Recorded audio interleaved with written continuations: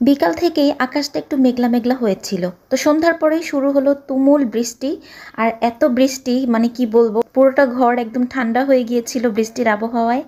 তো বছরের প্রথম বৃষ্টি আর আজকে যদি খিচুড়ি রান্না করি, আমার কাছে মনে হয় যে অনেক বেশি অন্যায় হয়ে যাবে। তো যেই চিন্তা সেই কাজ, যদিও আগেই রান্নাবান্না করা ছিল, তারপরেও আমি আজকে সব কিছু তুলে রেখে এখানে খিচুড়ি রান্না করতে বসে গেলাম।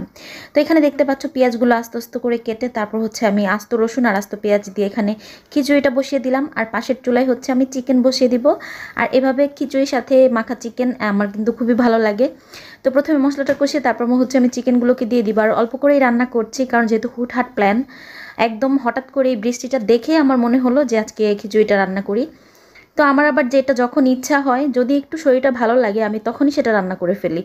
তো বাহিরের ওয়েদারটা যেহেতু ঠান্ডা ঠান্ডা, আমি মাঝে মাঝে একটু বেলকনিতে গিয়ে দেখলাম যে দমকা একটা হাওয়া আসছে, আর খুবই ভালো লাগছিল। হঠাৎ করে মনে হলো যে গরমটাও কেমন যেন বেড়ে গেছে।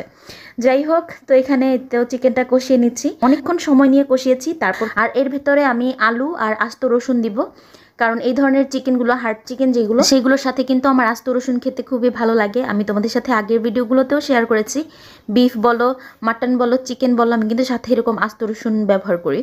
তো যাই হোক, এখন আমি এগুলোকে একসাথে ভালো মতো কষিয়ে নিয়ে ছোলের পানিটা দিয়ে দিলাম। এরপর ওপর থেকে কিছু মরিচ ফাটিয়ে দিয়ে দিলাম, ঝালটা একটু বেশি হবে। আর খিচুড়ির সাথে কিন্তু এরকম ঝাল ঝাল চিকেন খেতে ভালোই লাগে। আর সেই সাথে একটা মাখা সালাদ করে নিচ্ছি। এখানে আমি শসা, টমেটো আর মরিচ পেঁয়াজ দিয়ে সামান্য একটু লবণ দিয়ে এভাবে মাখা সালাদ করে নেই। ব্যাস হয়ে গেল আমার সব রান্নাবান্না রেডি। চলো ফাইনাল লুক দেখে আসি। দেখো, খিচুড়িটা কিন্তু খুব সুন্দর হয়েছে দেখতে, খেতেও মাশাআল্লাহ অনেক মজা হয়েছিল। আর এই তো আমার চিকেনের ফাইনাল লুক। আর এটা খেতে অনেকটা হাঁসের মতো লেগেছিল, যদিও এটা হার্ড চিকেন, বাট খেতে কিন্তু অনেক ইয়ামি হয়েছিল।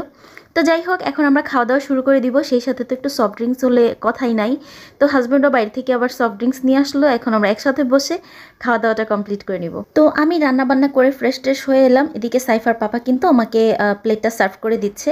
তো প্রথমে খিচুড়িটা নিয়ে নিলাম, তারপর নিয়ে নিব চিকেনটা, এরপর নিয়ে নিব মাখা সালাদ।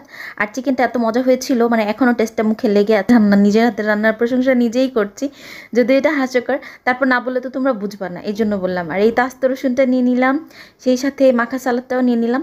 এখন জাস্ট একসাথে বসে খাওয়া দাওয়া করবো। আর এই যে আমার বেবি দেখতে পাচ্ছ, খাইও অল্প একটু, কারণ ও আগেই খাওয়া দাওয়া করেছে। ওই যে বললাম যে রান্না, আমাদের রাতে রান্না আগেই হয়ে গিয়েছিল, তবে বৃষ্টিটা দেখে আমরা জাস্ট হুটহাট ডিসিশন নিলাম যে রাতে খিচুড়ি খাবো। তো যাই হোক, বেবিকে আমাদের সাথে একটু বসিয়ে দিলাম। আর এই যে আমি খাওয়া শুরু করে দিয়েছি। তো এই তো রসুনটা দিয়ে আমি প্রথমেই খিচুড়িটাকে মেখে নিব, সাথে একটু মাখা সালাদ দিয়ে মুখে দিয়ে দিলাম। আলহামদুলিল্লাহ, খেতে কিন্তু অনেক মজা হয়েছিল। অ্যান্ড লুক দেখেই তোমরা বুঝতে পারছো, মানে মাখা মাখা একটা খিচুড়ি, সেই সাথে ভুনা চিকেন, খুবই মজা লাগছিল। কম্বিনেশনটা দারুণ ছিল এক কথায়। তো যাই হোক, তোমরা কে কী রান্না করেছো আর বৃষ্টি বিলাস তোমাদের কেমন কাটলো জানাতে ভুলো না। তো এই ছিল আমাদের আজকের ব্লগ। কেমন লাগলো জানিও। আজ এ পর্যন্তই। সবাই ভালো থেকো। আল্লাহ হাফেজ।